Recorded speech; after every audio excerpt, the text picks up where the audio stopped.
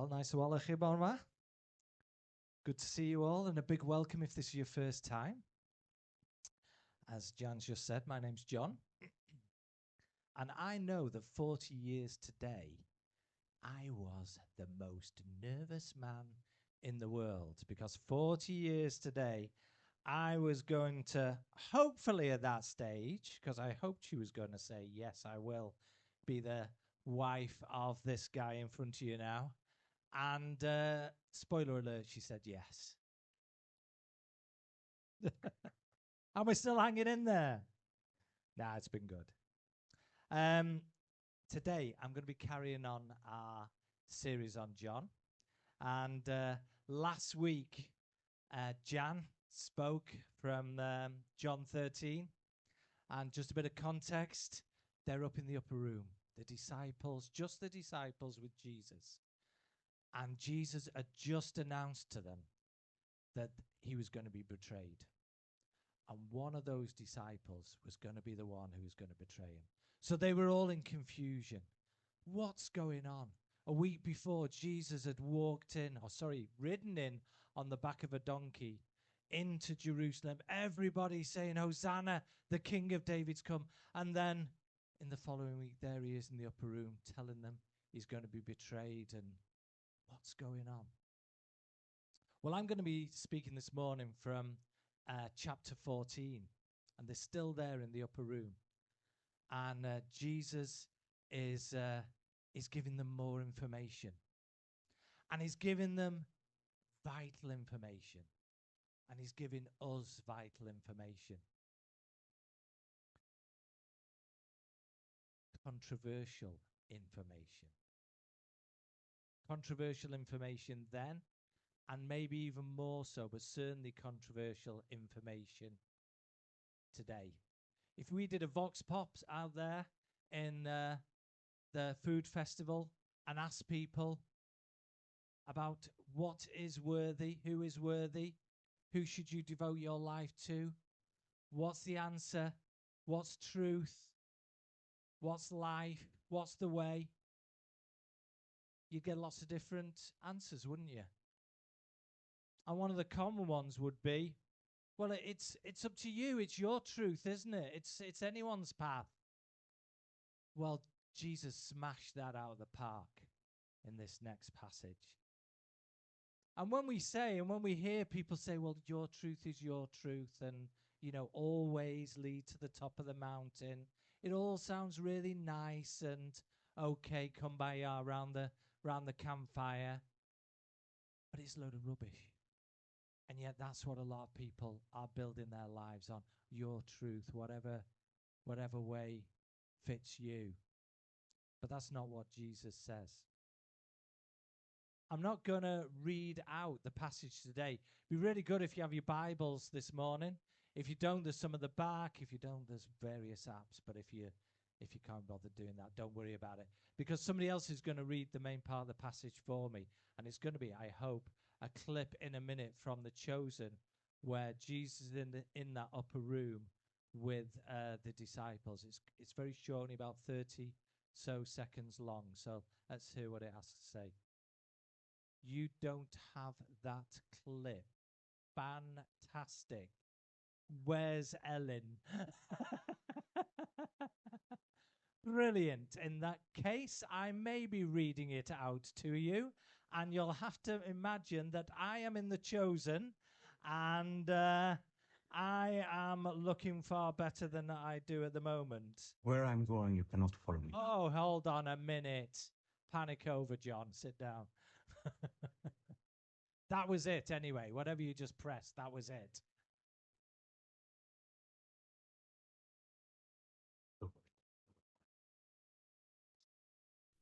I hope you got that. I am the way, the truth, and the life was the key one there. And he reassures the disciples at the start of that. I am in heaven. There are many rooms there I'm preparing for you. The key bit there I want you to focus on is I am the way, the truth, and the life. We live in a world with so many options. It's unbelievable, don't we? Go to Asda today, and do you know what? You can pick a new cereal for every day of the year. Over 300 cereals, different brands, different types. That's how much choice you've got just in the morning when you wake up. I decided I'm going to be posh. I'm going to only have ground bean coffee. Let's have a look on Amazon, see how much coffee there is. Over 1,000, I gave up. I didn't count even 1,000, but I Googled it. How many are on here? In the UK alone, 1,000 different brands of just coffee bean. Forget the ground stuff and the instant stuff. Just coffee beans. How do you decide? Over 1,000 of them, aren't there? It's like a buffet out there. All you can eat buffet with so many different things. And spirituality is the same. So many different choices, apparently. So many different choices. You do you. It's the prevailing wisdom of our culture, isn't it? You do you. Find your truth. All paths lead to the top of the mountain. All sounds great. All sounds really tolerant. But when we open the Gospel of John, chapter 14, we go headfirst into a brick wall. Because as we just heard then, Jesus says, I am the way, the truth, and the life.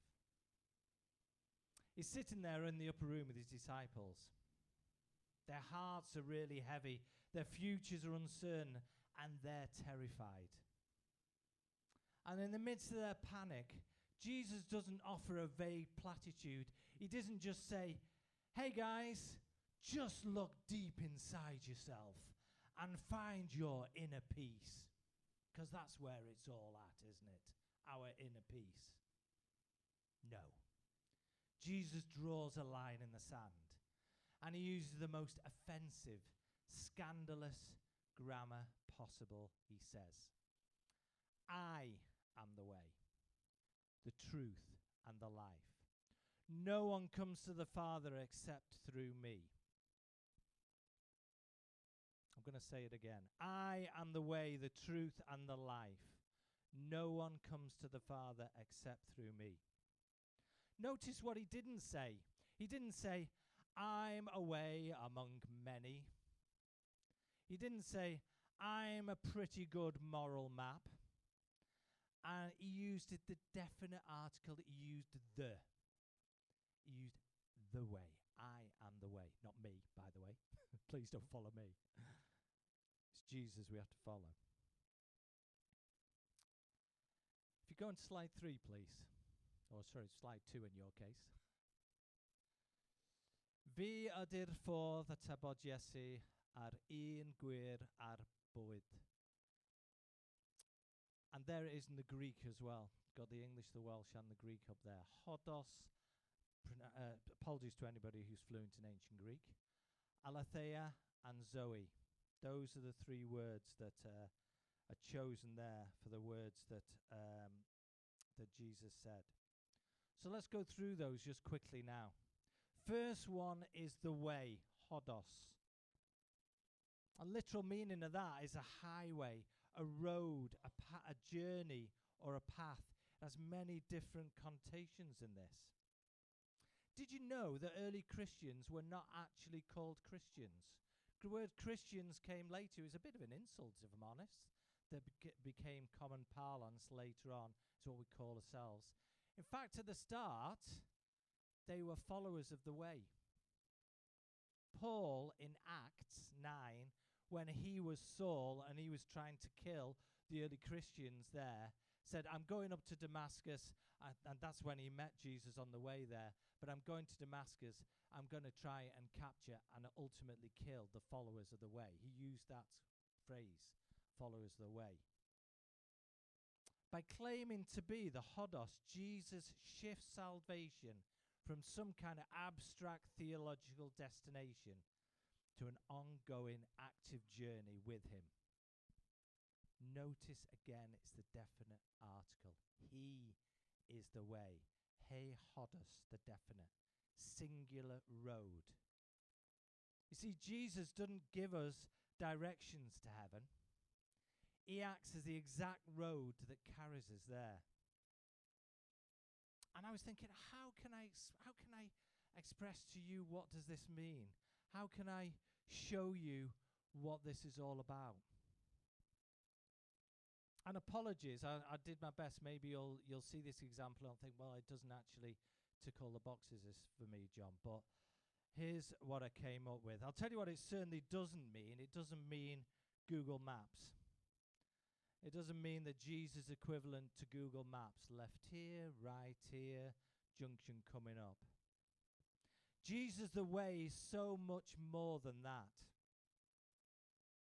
The best way I could come up with to describe it was to think of that scene in Lord of the Rings. Those of you who've seen it, when they goes up to Mount Doom near the end, when Frodo is just collapsed on the floor and he can't go on any further. And then Sam steps in. Hopefully, it's going to come. Oh, yes, I've got a nod. It is going to come up here, so we'll see.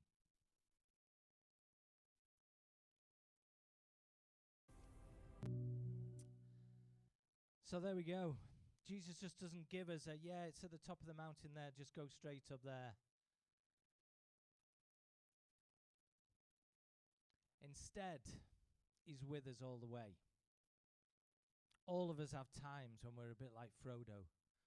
We've forgotten what the sweet things of life taste like. We've given up. And there's nothing left in us to carry on. That's where Jesus the way comes in. Doesn't offer us an easy time. Doesn't take all that burden off us. But he helps us on that way. Because he's that relationship with us who can carry us on when every bit of us is about to give up and fall down. He's not Google Maps. He's the way. And then there's a second word up there. If we can have that slide back up there, please, Alan. The truth. My goodness, is the controversial one, isn't it? The truth. Aletheia. Yw'r. I like that in Cymraeg, where it's one truth. There's only one truth. So countercultural, isn't it, today? Where everyone has their own truth. You can be what you want. I was a high school teacher, and we had a girl at the end of my career who decided she wanted to be a cat. And we all had to say, yeah, okay, so you're a cat, love. And you go, yeah, my goodness. Poor girl, she obviously had real troubles. I'm not knocking her for that. But what's going on where we can decide we can even be a cat in the world nowadays? Hopefully she got the help. It was a few years ago now, and hopefully she got the help she needed to be able to get through that stage in her life. But we're still in this kind of world where it's any truth goes. But Jesus doesn't give us that option. He says, I am the truth. Literal translation means unconcealed reality. The true state of things. Not what we hope it to be. Not what we'd like it to be. Not what we think it to be. But what it really is. You've got your truth and I've got my truth. And by inference, different truth. In fact, to claim anything else today seems sort of arrogant. Do you know there's nothing new under the sun?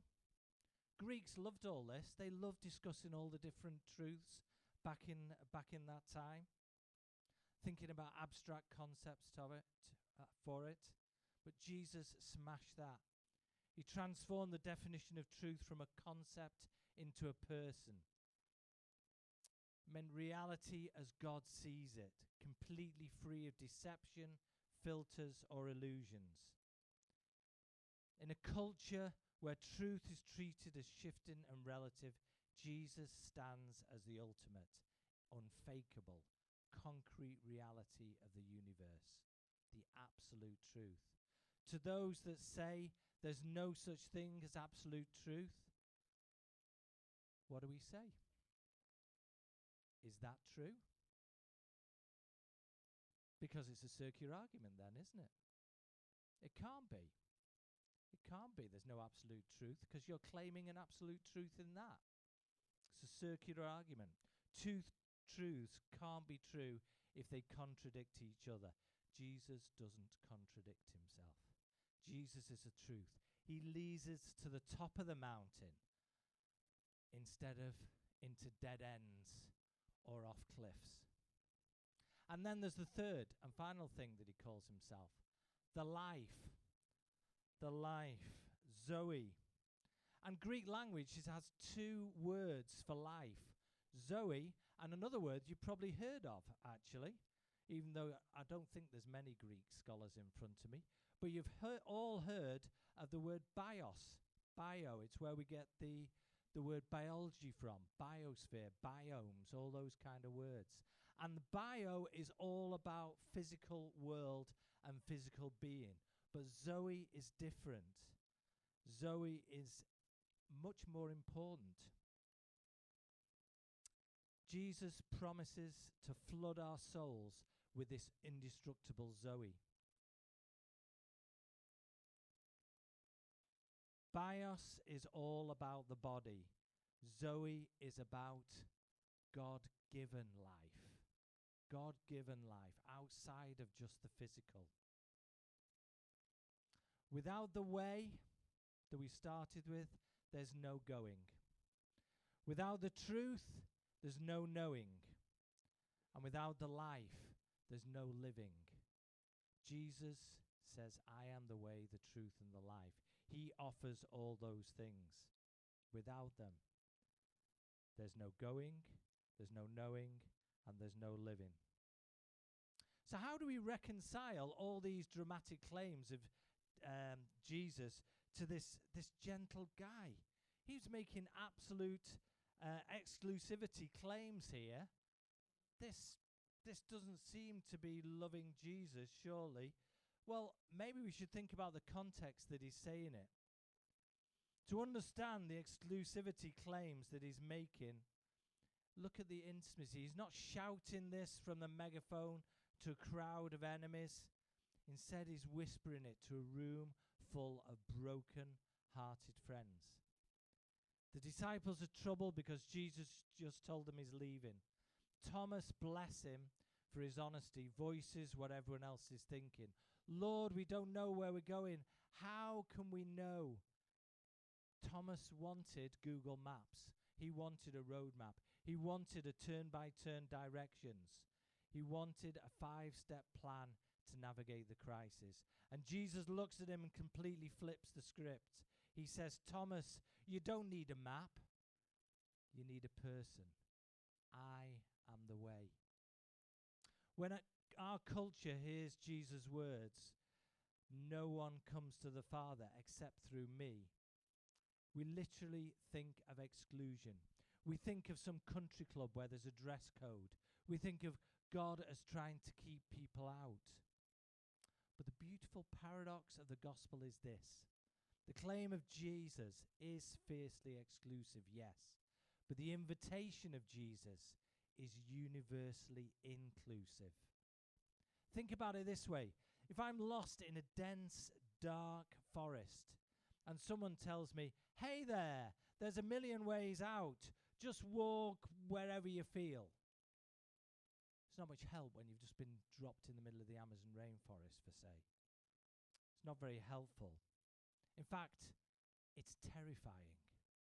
But if an expert guide steps into the woods, grabs your hand and says, there's only one single path out of this jungle, and I'm it. Follow me. That isn't restrictive. That's life-saving. That's Jesus. Jesus narrowed the way down to a single door, not to lock us out, but so that no one could ever have to guess where the entrance is. He didn't make a way that's complex philosophically that only PhD students can get in. He didn't make it a moral ladder that only saints can climb up. He made the way instead a person, which means any one of us here, the broken, the skeptic, the moral failure, the intellectual, the hurting, all of us, everyone can enter. A few verses later, Philip chimed in and said, Lord, show us the Father, and that will be enough for us. It's the ultimate human cry, isn't it?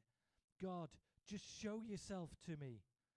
And Jesus gives one of the most breathtaking responses of all Scripture. Anyone who has seen me has seen the Father. Wow. Church, if you want to know what God of the universe thinks about you, you don't have to look at the stars. You don't have to guess based on how well your life is going today. You look at Jesus. You look at the one who knelt to wash the dirty feet. You look at the one who stood in the gap for the broken. You look at the one who stretched out his arms on a cross and died so that you could have a place in his Father's house. The world will tell you that Christians are narrow-minded for believing this text, but the truth is the narrow way of Jesus leads to the widest, most welcoming home imaginable. You know, every person is searching for meaning, identity, and purpose. We look for it in so many different places. Things, Llangefni Food Festival. People, other people, relationships. Causes to fight for, maybe saving the bios, the world. Politics, whatever it happens to be. But I want to end this today by saying this. I have loads of questions for God.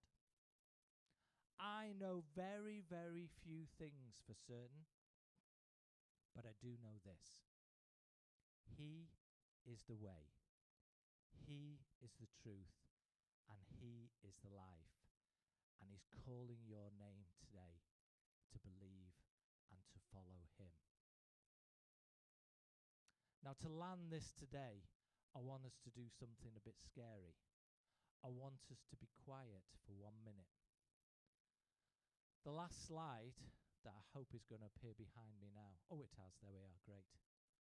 Has got 2 things for you just to think about in that minute.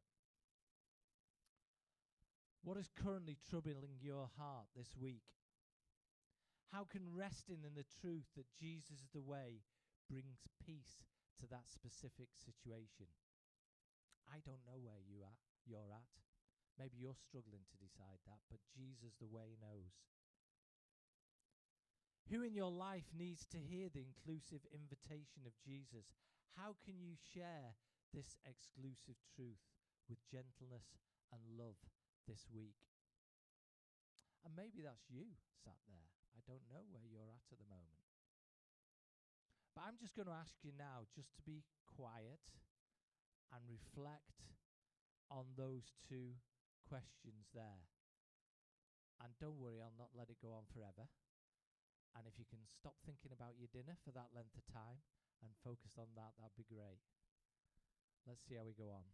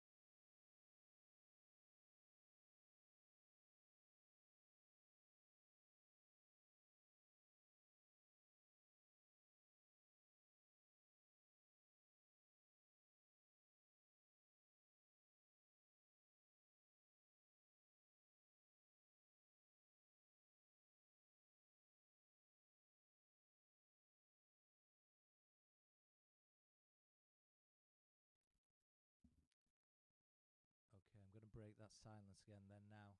Obviously, these are massive questions for you, and I'd hope that all of us here come and reflect on those over the coming week maybe as well. But thank you for listening this morning.